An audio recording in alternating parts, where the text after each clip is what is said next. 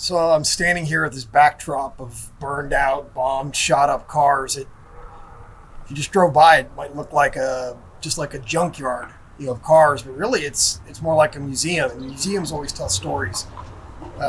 And this row of cars tells a story as well. And it reminds me, if the Bible's to be believed, that there is a certain advantage.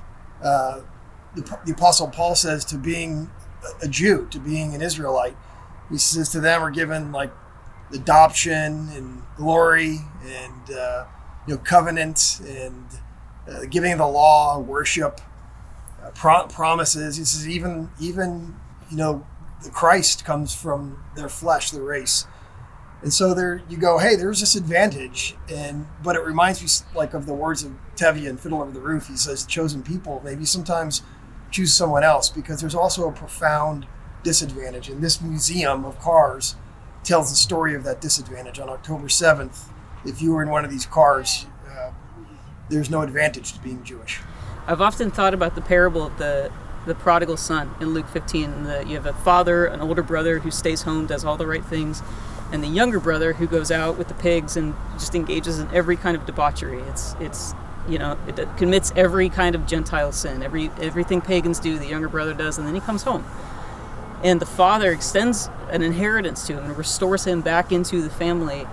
And the older brother resents it. I've done everything right. I've carried the mantle of being the firstborn.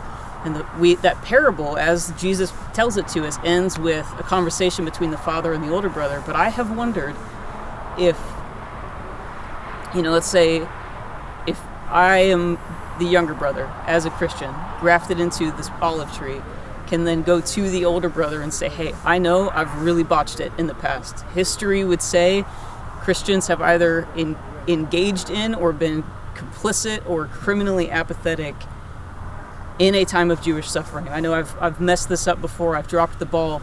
I've had my own sinful past, but I have discovered things about Dad that have changed my life, and I will minister that kind of truth to you as a brother, not because I want to get anything out of it myself, but just because this is a family issue and I love you. We're brothers. I love you. That's it. And let that be enough.